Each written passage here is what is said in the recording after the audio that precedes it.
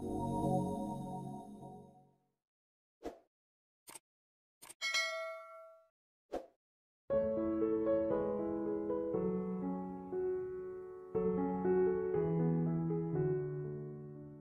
datang teman-teman. Hari ini kita akan membahas sebuah topik yang sangat relevan dengan kehidupan kita sehari-hari, yaitu dunia digital.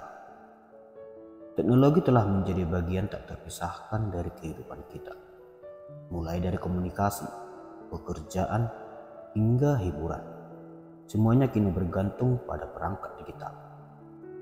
Namun meskipun dunia digital membawa banyak manfaat dan kemudahan, penting bagi kita untuk memahami bagaimana hal ini mempengaruhi kita sebagai individu dan bagaimana kita berinteraksi dengan orang lain. Kekuatan dunia digital. Mari kita mulai dengan melihat kekuatan yang ditawarkan oleh dunia digital. Di era ini, dengan hanya beberapa ketukan jari, kita bisa terhubung dengan siapa saja, di mana saja, kapan saja. Sebuah pesan singkat bisa menjangkau teman yang tinggal di sisi lain dunia. Video call bisa mendekatkan kita dengan keluarga yang jauh. Dan media sosial memungkinkan kita untuk berbagi momen-momen penting dalam hidup kita. Hal-hal yang dulu memerlukan waktu dan usaha yang besar, kini bisa dilakukan dengan instan dan mudah berkat teknologi.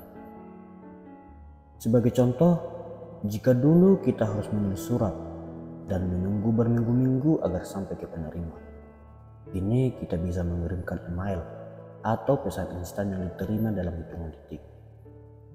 Kecepatan komunikasi ini jelas memberi kita keuntungan besar, baik dalam konteks pribadi maupun profesional.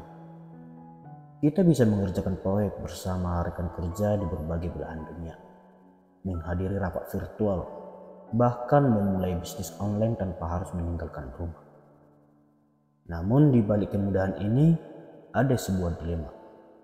Ketika kita terbiasa hidup dalam dunia yang serba cepat, kita sering lupa untuk meluangkan waktu sejenak untuk merenung dan menikmati momen-momen kecil dalam kehidupan nyata.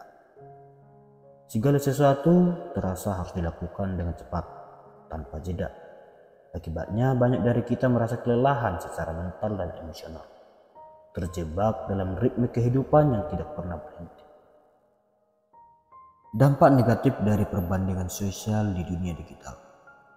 Sekarang mari kita beralih ke salah satu efek samping terbesar dari dunia digital, yaitu perbandingan sosial. Media sosial telah memberi kita platform untuk berbagi momen-momen terbaik dalam hidup, dan kita pun seringkali terpaku melihat kehidupan orang lain yang terlihat begitu sempurna. Saat kita melihat teman yang liburan ke tempat-tempat indah, membeli barang-barang mewah, atau merayakan pencapaian besar dalam hidup mereka, kita bisa merasa hidup kita sendiri kurang berarti atau kurang berprestasi. Namun kenyataannya, apa yang kita lihat di media sosial hanyalah bagian kecil dari kehidupan seseorang. Kita tidak melihat perjuangan yang mereka hadapi di balik layar, kesulitan yang mereka alami, atau tantangan yang mereka lalui. Media sosial seringkali menampilkan versi terbaik dari hidup seseorang, sementara bagian-bagian yang kurang indah jarang ditampilkan. Ketika kita terlalu sering terpapar oleh kesempurnaan ini, kita mulai merugikan diri sendiri, merasa tidak cukup baik, dan akhirnya terjebak dalam lingkaran perbandingan yang tidak sehat. Sebagai contoh, seorang teman mungkin memposting foto-foto liburan mereka yang tampak bahagia dan tanpa beban. Namun, kita tidak tahu apakah di balik senyuman itu mereka mungkin sedang menghadapi masalah keuangan atau beban pekerjaan yang berat. Ini adalah contoh sederhana bagaimana kita sering tertipu oleh tampilan luar tanpa mengetahui cerita sebenarnya. Oleh karena itu, penting untuk menyadari bahwa kehidupan nyata tidak selalu seperti yang terlihat di layar ponsel kita. Menghargai diri sendiri dan perjalanan kita. Salah satu cara untuk mengatasi dampak perbandingan sosial adalah dengan menghargai diri sendiri dan perjalanan hidup kita. Setiap orang memiliki jalannya masing-masing, dan kita tidak bisa membandingkan perjalanan kita dengan orang lain. Fokus pada apa yang benar-benar penting bagi kita. Hargai pencapaian-pencapaian kecil yang telah kita raih. Dan ingatlah bahwa setiap orang memiliki ritme hidup yang berbeda. Menghargai perjalanan kita berarti menerima bahwa tidak ada kehidupan yang sempurna. Setiap orang memiliki tantangan dan kesulitan yang harus mereka hadapi. Dan tidak ada satupun dari kita yang bebas dari masalah. Dengan menghentikan kebiasaan membandingkan diri dengan orang lain, kita bisa lebih fokus pada kebahagiaan dan perkembangan diri sendiri. Pentingnya interaksi nyata di era digital. Di tengah segala kemudahan yang ditawarkan dunia digital, kita seringkali lupa bahwa interaksi nyata dengan orang-orang di sekitar kita sangatlah penting.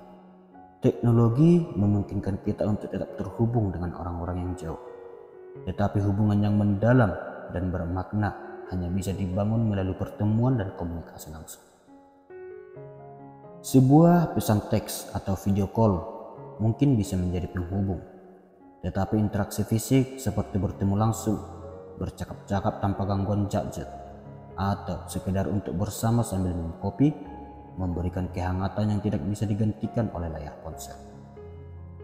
Kita bisa merasakan emosi lebih dalam ketika berada di dekat seseorang.